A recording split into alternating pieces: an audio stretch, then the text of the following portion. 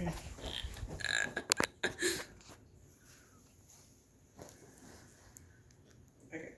Hi, my name is Anastasia Williams, and I'm here to do a presentation on the World Food Association. Have you ever been low on food and didn't have the money, to feed your kids or even just you yourself, or simply been out of it, like at all, like there was no food in your house, or have you had to skip a meal because you didn't have like enough ingredients, or even seen people on the side of the road with their families like begging for food? Well, I'm here to tell you, not just America, it's not uncommon. Um, well, the world the World Food Organization reported the year 2025 is expected to be one of the most unrelenting humanitarian needs, driven by escalating conflicts, climate, and economics. Shocker. This will mean extreme jeopardy for millions of people around the world struggling to feed their families and anybody that they're close to. The purpose of this is to convince my audience to go and volunteer at the World Food Association. And I can speak on this because of the extensive research I have done in preparation for this speech. The main points I'm going to be going over with you is school lunch food program, ending malnutrition, and emergency response and disasters. Let's dive into things, starting with our first topic. School lunch programs. This is something that a lot of people, have in school. The School Research and Action Center reported that just over 14.3 million children participated in the school breakfast program. And on an average school day during 2023, the 2022-2023 school year, and it just keeps rising. Personally, I all throughout school was in the school lunch program, and if I didn't have this, I don't think I would have eaten lunch. Honestly, I have two other sisters, and my grandma she wouldn't have been able to afford it to feed all three of us for breakfast and lunch every day. So the World Food Association, they actually help with school lunches. Like, they help with kids get their lunch, and if kids don't have nutrition, they're not going to be learning. They're going to be, focusing on how hungry they are. Now into our more globalized scale, ending malnutrition. The dictionary definition of malnutrition is the lack of proper nutrition caused by not having enough to eat, not eating enough of the right things, or being unable to use the food that one does eat. Now, we all know that if you're not eating properly, it can impact not only your body by you excessively losing weight or excessively gaining weight, but it can also impact your mind and your brain development. Let's keep this in mind as we shift into another topic. The World Food Program Association focuses on children and pregnant women when looking like they could potentially be malnourished, and those that already are. UNICEF released, yes, that's the actual name, released an article about all the things pregnancy and nutrition, and reported that there is a serious harm to the mother and the baby if the mother is malnourished. Obviously, we should all know that already.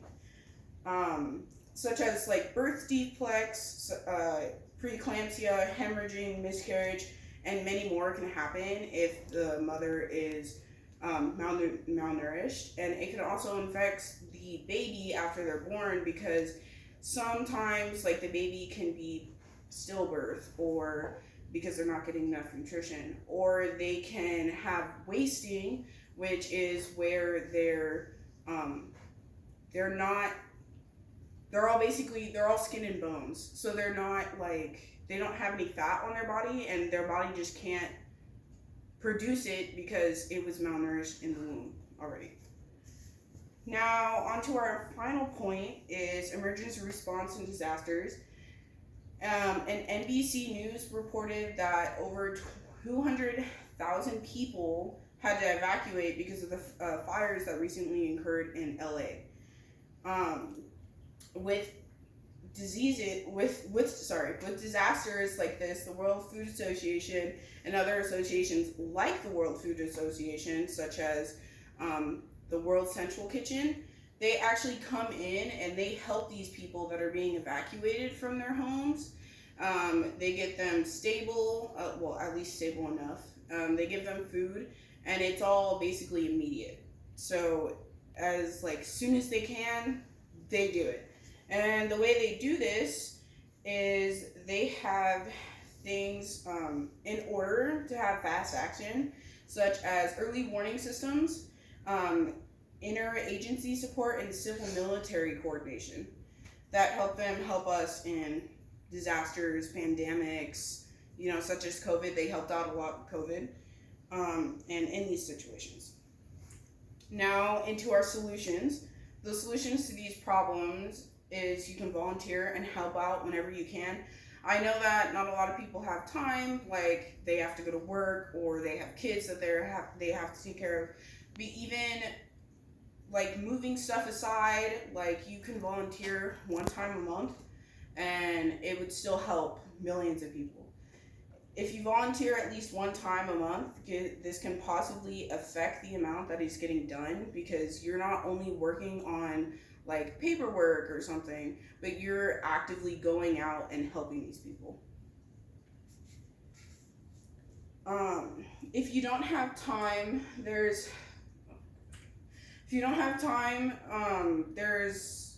such thing as raising awareness, advocating to your congressman. If those take too much of your time, they actually have an app that you can use, which is called Free Rice, which is a trivia game where every trivia question that you get right donates 20 grains of rice to those in need. And then the next thing is you can donate, which only takes up 2 minutes of your time by filling out your like information for your credit card, and also they want like you to fill out your name and stuff, so that way they can put a name to the donation. And then the final point we have is volunteering at the World Center Kitchen, which is one of their partners, and this is the place that is like feeding the needy. Like they actually have like places where they can go and they can get food. The expected results, here are the expected results side by side. The top is what kids are looking like malnourished without help. As you can see, he has wasting on his body. He's malnourished still, but you can visibly see that something's wrong. And then on the bottom, these are some of the volunteers that helped out. Actually, this is straight from their site. The expected results of this action is we will have less malnourished and people unfed on the streets, and you will have done a really good deed, therefore feeling happier. And then the results of this action, if we don't contribute, there will be less people helped and therefore more malnourished people. And we will also have more and more birth defects and unhealthy pregnancies around the world. Therefore, we will have a change in biology, because people that are born malnourished, most of the times they can't recover even with the proper help. Now, coming to a close, we've gone over malnourishment, emergency response, and the school lunch program, and how the World Association helps them. With all of it explained and shown, this should be a sign to get up and make a difference by volunteering. All you have to do is go to their the World Food Association website, and you scroll all the way down and you click on their career, and it will take you to a site that looks like this. And then you scroll down and you can simply apply to via Go Volunteer, and that's it. Thank you. This is my audience.